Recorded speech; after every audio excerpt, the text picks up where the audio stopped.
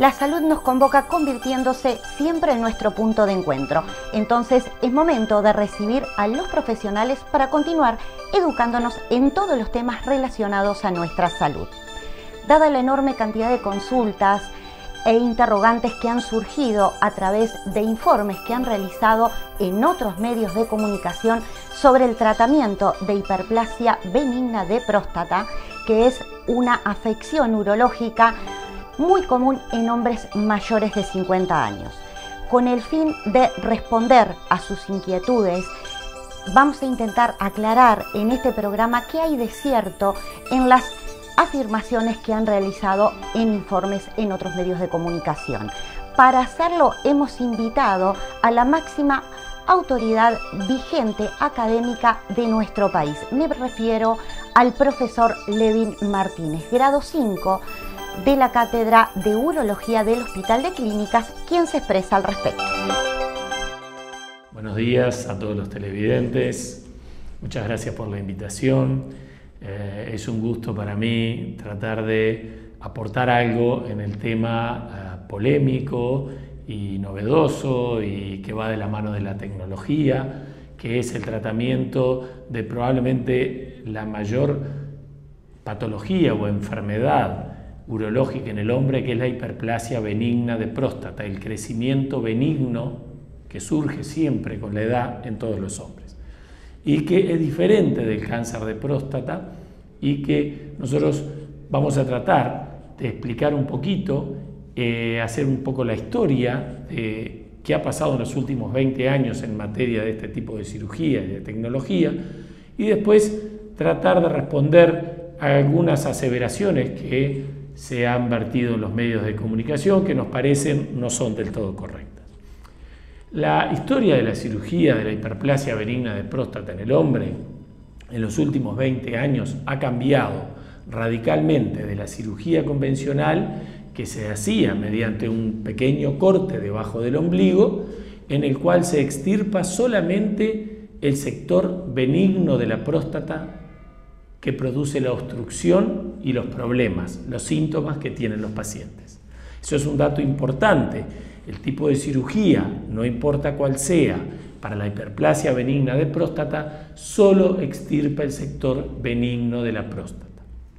Esa cirugía, que se hacía mediante una incisión, que llevaba muchos días de sonda, una recuperación con internación más prolongada, poco a poco fue dando lugar a la resección transuretral, que es una resección que se hace por vía endoscópica, por un instrumento que accede por dentro del pene, por la punta del pene, por el meato, se introduce el aparato con el cual operamos, y ese fue el primer cambio importante, porque los pacientes pasaron de tener una cirugía convencional con varios días de internación, sangrado, posible necesidad de transfusión, etcétera, a un posoperatorio más benévolo, de menos días de sonda, sin corte, sin cicatriz. Este método, que habitualmente se conoce como RTU, resección transuretral, fue el método, el patrón oro, el gold estándar en los últimos 20 años. En los últimos 5 o 6 años, las nuevas indicaciones de la cirugía benigna de próstata empezaron a estar de la mano de nuevas tecnologías. Dentro de ella, la cirugía láser o distintas fuentes de energía, como la cirugía bipolar o la cirugía por plasma, que son procedimientos todos similares en el sentido de que son realizados por vía endoscópica, no necesitan corte, es decir, van, como les decía, por dentro del pene del paciente, y que se diferencian en que, según el tipo de energía que se use, se pueden tratar distintos tipos de próstatas de mayor o menor tamaño, o que producen mayores o menores alteraciones, o que asocian algunas complicaciones como cálculos o piedras en la vejiga, estrecheces de uretra, etc. Por lo tanto, si bien comparten una vía común, y es que son todas cirugías endoscópicas, difieren básicamente en la fuente de energía que usan. Entonces, de acuerdo a esa fuente de energía, nosotros podemos tener una resección transuretral, una RTU con bisturí bipolar, podemos tener una cirugía que use el láser como fuente de energía u otras fuentes de energía. Pero yo creo que es importante que los televidentes sepan que cada fuente de energía tiene una indicación precisa y que no todos los pacientes pueden ser tratados de la misma manera por la misma fuente de energía. Por lo tanto, es importante que ustedes consideren la consulta para saber cuál es, en su caso en particular, la mejor opción para el tratamiento. Y si esa mejor opción es una RTU bipolar, haremos una RTU bipolar. Si esa mejor situación es una cirugía láser, ya sea Green Laser o HoLEP, que son distintos tipos de fibra, aunque todos sean láser y que son para próstatas diferentes, para pacientes diferentes, se hará eso. Y si es plasma o alguna otra tecnología, se usará. E incluso, si la mejor manera de resolver su situación es la cirugía convencional, tiene que saber que muchas veces la cirugía convencional sigue teniendo un lugar, sobre todo cuando se asocian enfermedades en la vejiga o piedras en la vejiga o alteraciones a nivel de los riñones, del aparato urinario superior, en los cuales muchas veces la cirugía convencional todavía sigue siendo la cirugía de elección en algunos casos. Cada día es menos, por suerte, para la recuperación de los pacientes, pero es importante saber que no se trata de que un láser o una tecnología resuelva todas las situaciones de la misma manera.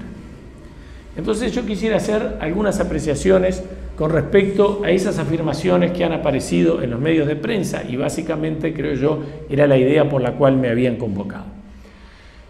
Un colega argentino que apareció en los medios ha hecho pública la aparición de una tecnología que es una de las tantas tecnologías que yo he nombrado, que no es ni mejor ni peor que otras, es una de las tantas tecnologías.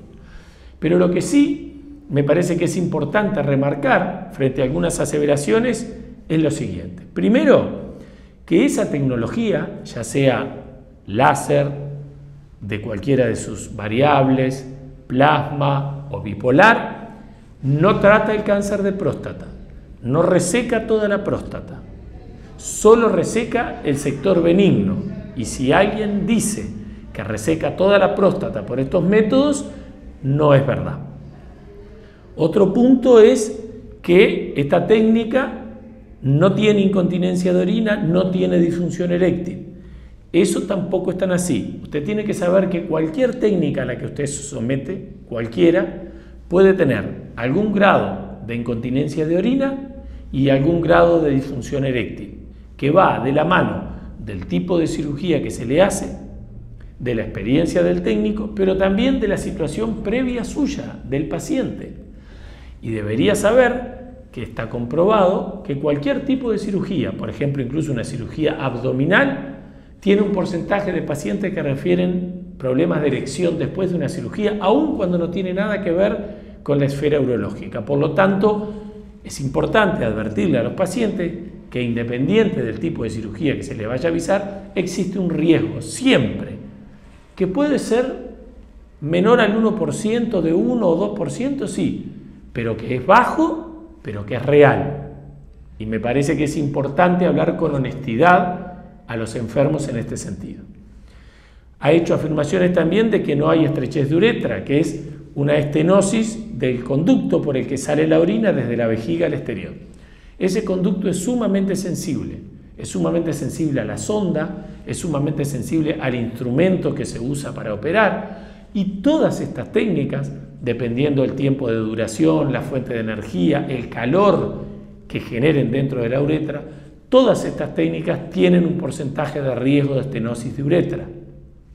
Incluso he visto cifras de 25% o 30% para la cirugía convencional que tampoco son reales. La cirugía convencional y estas técnicas, en cuanto a complicaciones de estenosis de uretra o de disfunción eréctil o de incontinencia de orina, tienen resultados similares.